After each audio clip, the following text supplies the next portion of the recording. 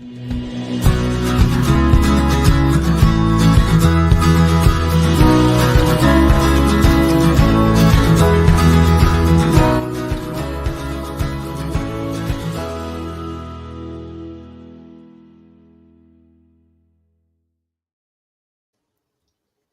there, everyone. This is Jennifer Huff,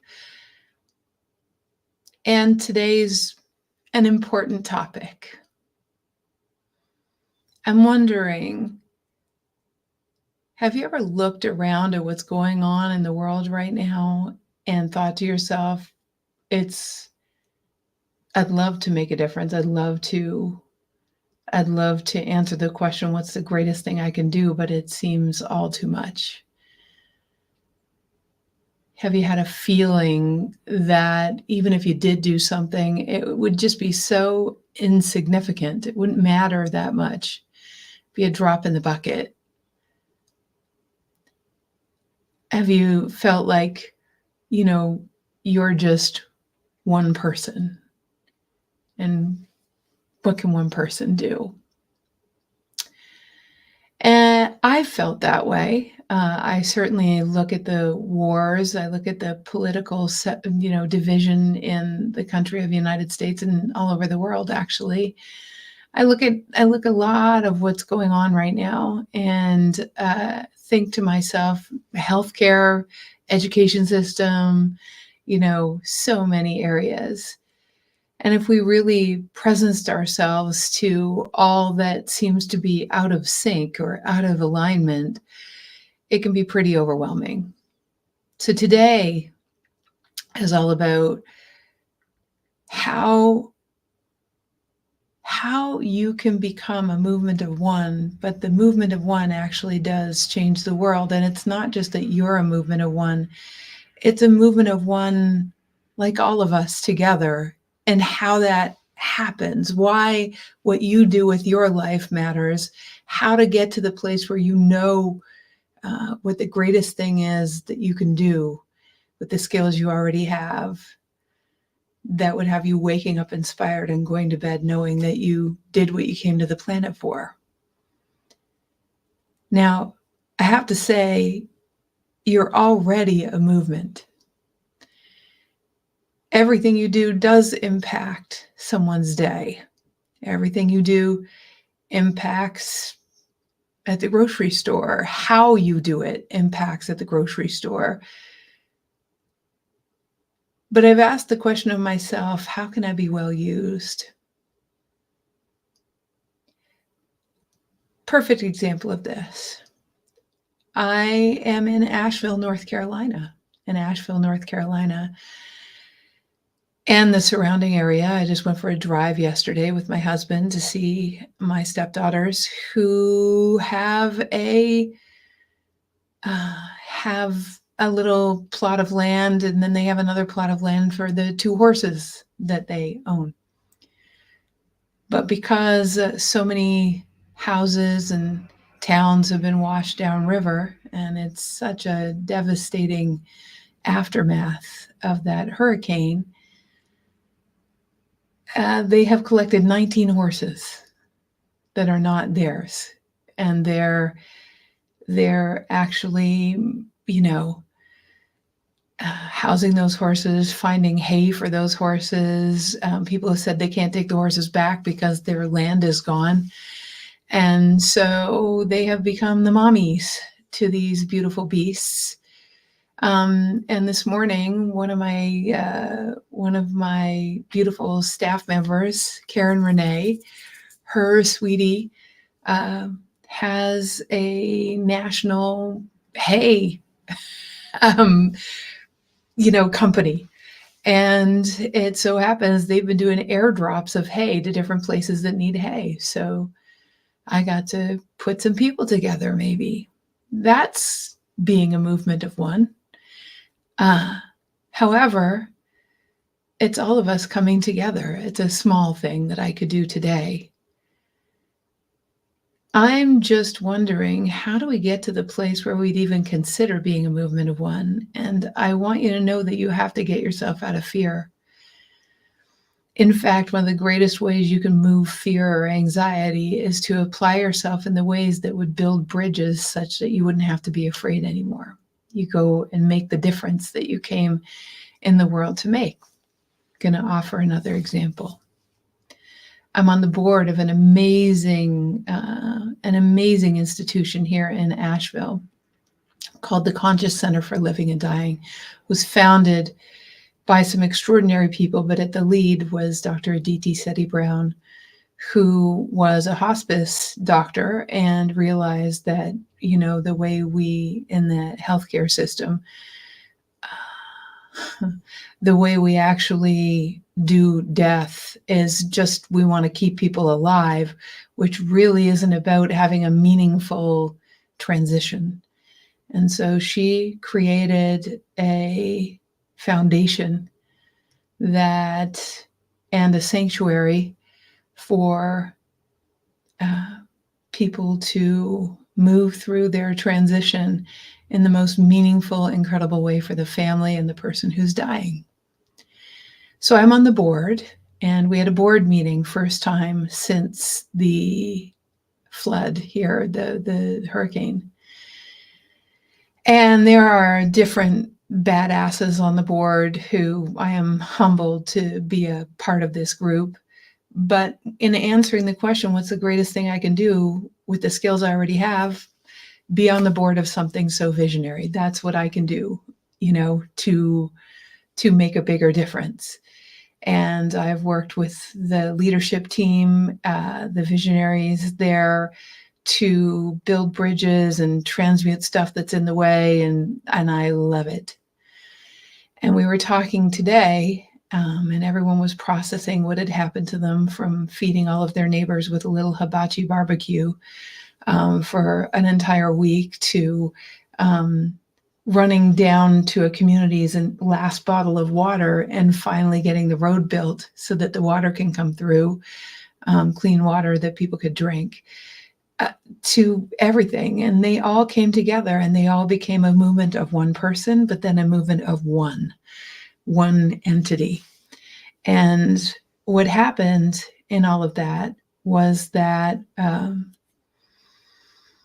entire communities of people that are on different sides of the political spectrum, most notably in North Carolina, they didn't care about any of that. They just came together and cried and fed each other and found food. And in the board meeting today, Ron, who's on the board, said, I want to keep this energy going, this energy of ending division, of ending separation. I want to keep this feeling. By the way, my stepdaughters were out in the community helping so many people and just really being badasses. They were bringing food. Now they become a hub of where you get coats and diapers and all that kind of stuff in their county in Roan Mountain. But why does it take an emergency, really? I think Ron was asking. And then another gentleman named Frank was saying, I don't want to live in the separation. I've been basically in tears almost every day, witnessing people moving mountains. And I understand that, having driven to some of the most devastated places in Western North Carolina, even just yesterday. But we don't want to get to the place of emergency. Often that's what it takes for people who are in their every day. And maybe that's you. You're in your every day. And I'd love to hear in your comments, I'd love to hear in the comment field from you. Have you felt like it's really overwhelming and there's too much going on? You feel like a drop in the bucket and you want to know where to put your efforts? Because that's one thing. I mean, in general, I don't even mean about Asheville. Have you felt that way? The second question I have is, even before emergencies started coming up, did you feel like you wanted to be well used by life? Is that a feeling you already have? Like, I want to be dreamt by the dream that wants me. I want to be so well used by this life.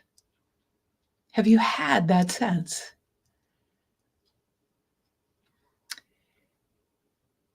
And so, if you've had that sense, if you've truly, Dawn, I'm so glad. If you've had that sense like, I have skills, I have things that I can contribute to humanity. Maybe you have a company and you want to see if your company can actually build bridges, but you don't even know where to start.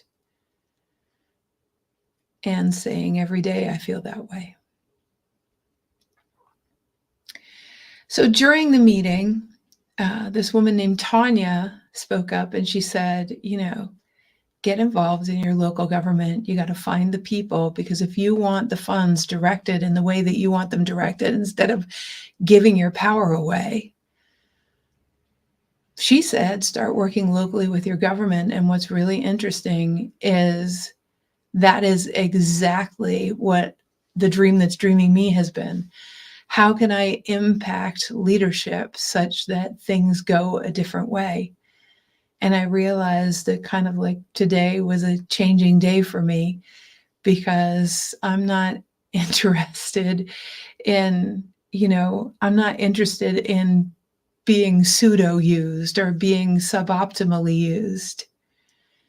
So how do you know what place to start? Have you guys asked yourself this question? And I really am asking you. This is interactive. So if you're listening and haven't made a comment yet, I'd love to hear. Cindy, I feel like there is something here to do, but unclear what it is exactly. I totally get it, my friend. All right. There's something called the Pareto principle in philosophy. I remember Professor Narveson from University of Waterloo talking the first time I'd ever heard the Pareto optimal. There's a box that has squares, and you basically are figuring out the 80-20 rule through the Pareto principle. You're looking for the 20% of things that makes the biggest difference. And how do we find our organic flow to that 20% of things that we can do that would make 80% of the difference, knowing full well that it is our already known skill set, that if it were to be applied, it would be recognized, it would be well used, and it probably would be amplified and all of those things. So I'm going to ask some questions, do a little exercise around knowing how to answer that question I asked at the beginning. What's the greatest thing I can do with the least amount of effort, given the skills that I already have, et cetera, et cetera.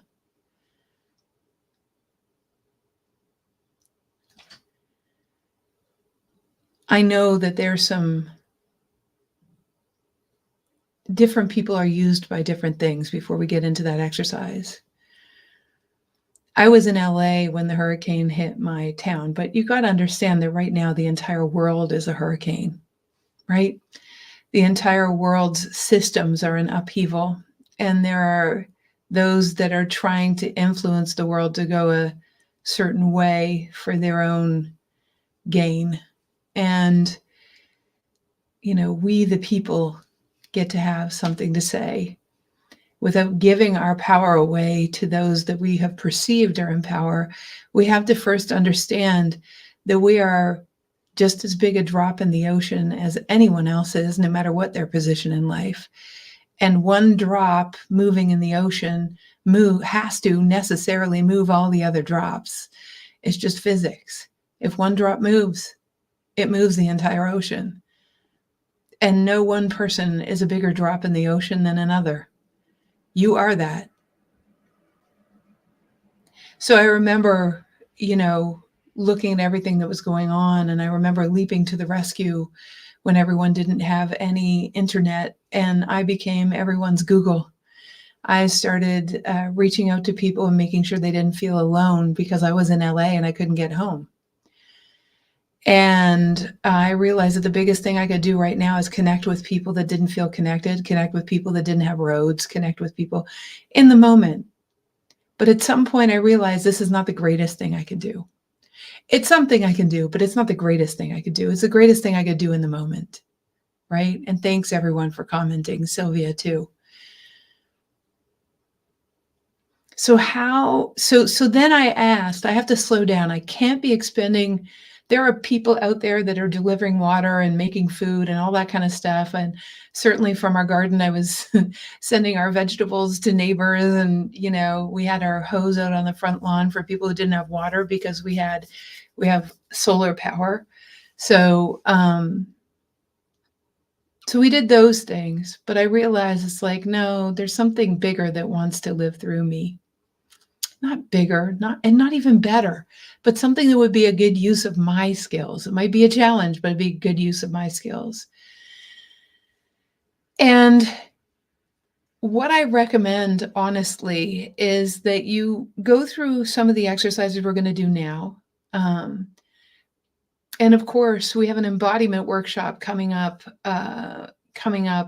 whose entire purpose is about you embodying the reason why you're alive, you actually getting clear and understanding how to move forward from the place of, and this is the first time we're doing an embodiment about your purpose, about your reason for living.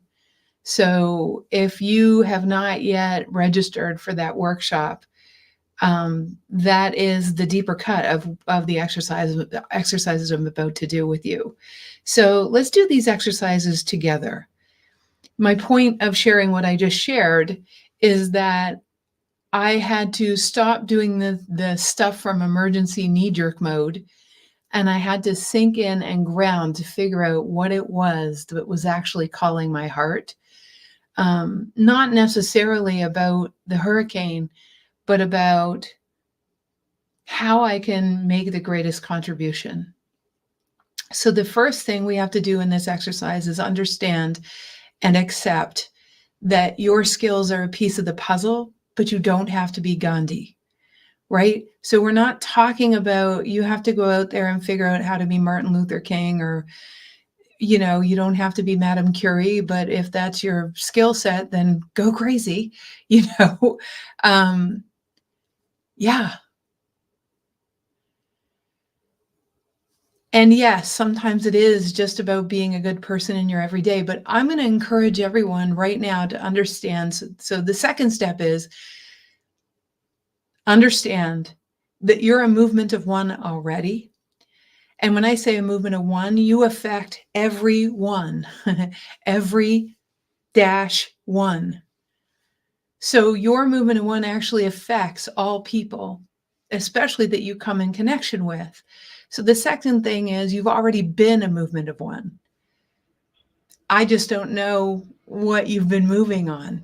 And maybe you've been, unconsciously going about your day and really making conversation with the gas station attendant. When you're on the line with a customer service representative, actually leaving them better than when you came.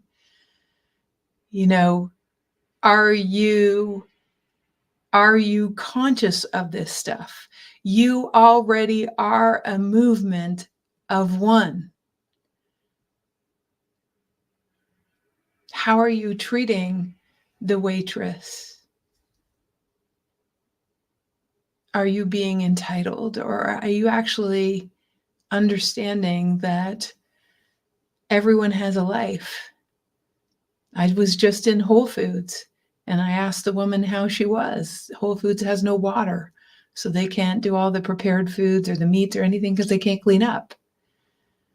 And so we were having a chat and I could tell this woman was not okay. And I kept asking her, are you okay? And I don't think she wanted to go there because I think she might have broken down. So how you be out in the world already mattered, and it already matters. And getting yourself to a place of overflow so you can give from the overflow is far more important than martyring yourself. That's why I stopped doing all the emergency mode stuff, because I realized that I already am a movement of one, and what I do in my everyday and how I am in the drugstore and the grocery store and texting my neighbors who still don't have certain things just to make sure. So that's, you already are a movement one. Own that first before we get to, because that will help you start to be an overflow. You'll see the difference you make around you. The third step in the exercise, by the way, if you own a company, it's how you treat your employees.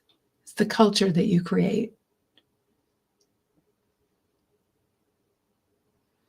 So the third step is an exercise in writing down the skills that you already have.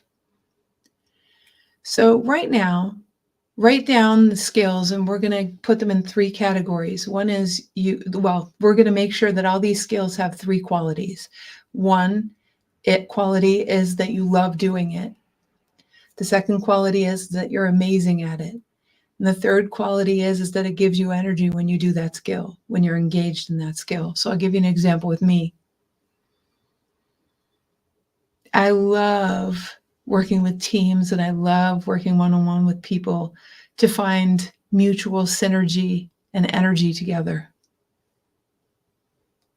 Right? So that gives me energy. I'm really great at finding that synergy and finding the common ground. And yeah, it lights me up. Gives me energy. Another thing that I love is I love animals. So, I love animals. I love dogs. Phoned up, for instance, one of the local charities, and are looking to, they had tons of dogs and cats that are now homeless. So looking at fostering, so that's something. What are the skills you already have that light you up, give you energy, etc., etc.? Another skill that I already have. I'm extremely, when I'm excited about something, when I can see the bigger picture of something, which is another thing that I'm really good at, that gives me energy, is looking at the bigger picture of systems. I am extremely enrolling. I can help get people super excited about things that are a win-win for all concerned. I love to move mountains. I'm all about it. Right? So what are skills that you have? Maybe it's cooking. That is not mine. Cooking for large groups of people. Maybe it's that you're really good with computers. Maybe you're great at negotiating. I have no idea for you.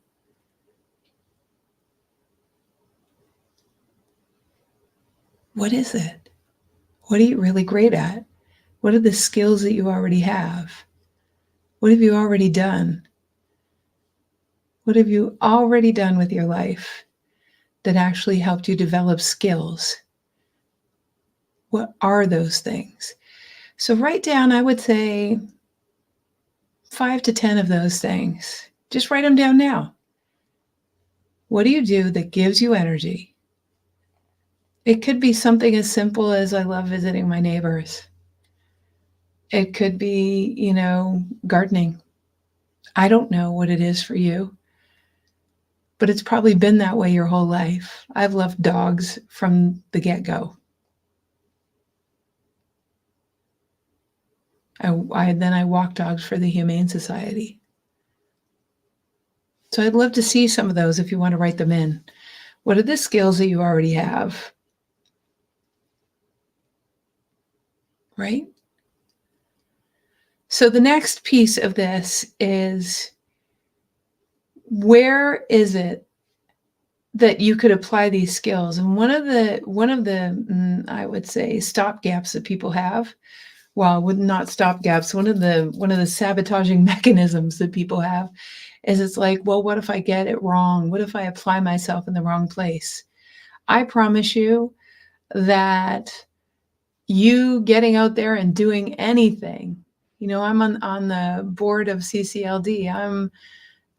Yeah, I'm doing stuff, right? What, where can you apply that? Could you volunteer at? Where might need what you have, right? Speaking, great, Dawn. Customer service, that's so great. Teresa, organizing people, I love that. Yep.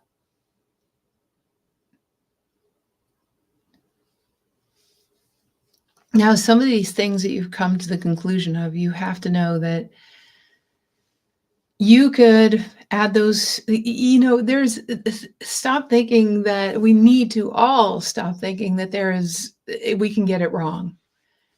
Your piece of the puzzle is probably needed in more places that you can possibly imagine.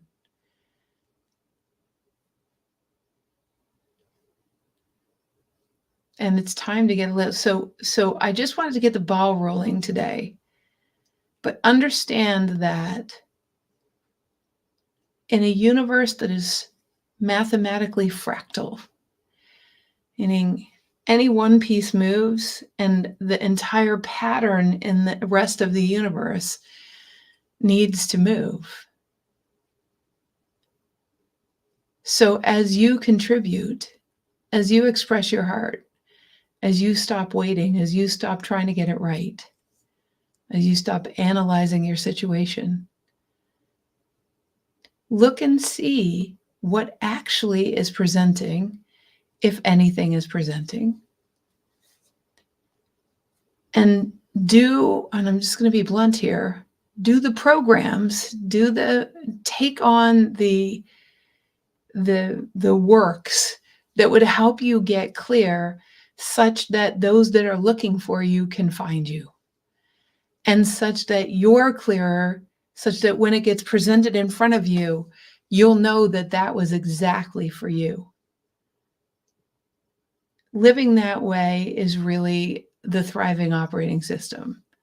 How do you actually dance, not manipulatively, not divisively, not with some agenda in mind, but how do you let life serve you up what's in the highest that would have your piece of the puzzle be thrilled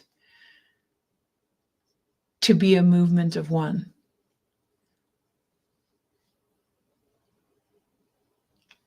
So I love that, Cindy. So how do you apply that? That is literally where we're headed in the embodiment workshop. It's embodying the reason why you came to the planet. It's embodying the application for you of the dream that's dreaming you. What is the dream that's dreaming you? And then how do you live that way? Because the problem is, most people have been living by shoulds, musts, and have tos, as expressed by a very linear world that's survival based.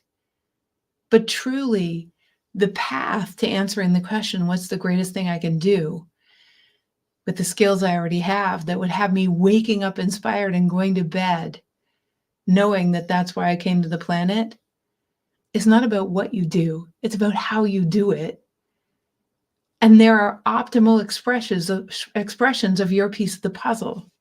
How do you become aligned with what life has waiting for you and so present to it that you're living the life that you know is possible? And how can you continue to constantly live that life and optimize the piece of the puzzle of heaven on earth that you are? That's what embodiment is all about. And what we're doing in Asheville, North Carolina, is we're really offering an opportunity for some of the people here to do embodiment as our gift to them as well, because there are lots of people that are being catalyzed to the reason that they were put on the planet these days. Very cool. Yeah. Cindy, I love that. I love what you're up to in the world. So you guys, finally, yes, you can transform your community's future, but really, this isn't necessarily about transforming a community's future, although it can be. I mean, that certainly is my intention, but I look at my community first as Asheville and surrounding area, but then as the world at large, because every company that changes, every family that changes, every community that changes, then becomes a microcosm of the greater macrocosm of what's possible in the world. And that is why we do what we do. That is what inspires me every day. That is my answer to the question, what's the greatest thing I can do? It's to help you do the greatest thing that you can do. Right? You are already a movement of one. We each are. It's just how do we optimize that such that in every day, in every way, this life has meaning and we live in the overflow of abundance and prosperity and connection and, having the satisfaction that we did what we came here to do. As a business owner, as a family member, as a lover, as a pet owner, as whatever it is, that's where the richness in life comes. And that's where your abundance will flow, because that's you in congruence with you. And I don't mean financial abundance necessarily. I mean all forms: intimacy, meaning, love, passion, all of it. So can't wait to see you there at the, we're having a Movement of One program on October 21st, which is today at 7 p.m. And we're going to take you through some of the deeper exercises. So come and join us. This is like a prep class. It's free for the embodiment workshop, and come and play. We'll see you there. You can sign up at the link that you'll see in the chat, and I look forward to seeing you there. Biggest hugs to everyone. And if you haven't yet watched the Movement of One TED Talk, I highly recommend that you do. It's a powerful journey into who you are and who you can be. And we'll see you tonight at 7 p.m. Bring a friend that's felt like they could do more, like their life, they feel a sense of urgency. Bring anyone you want. This is one of those communions where you don't have to be a part of our community to participate. I really want to help empower as many people as I can to actually come into alignment with who they are as a movement of one. All right, you guys, have a great rest of the week.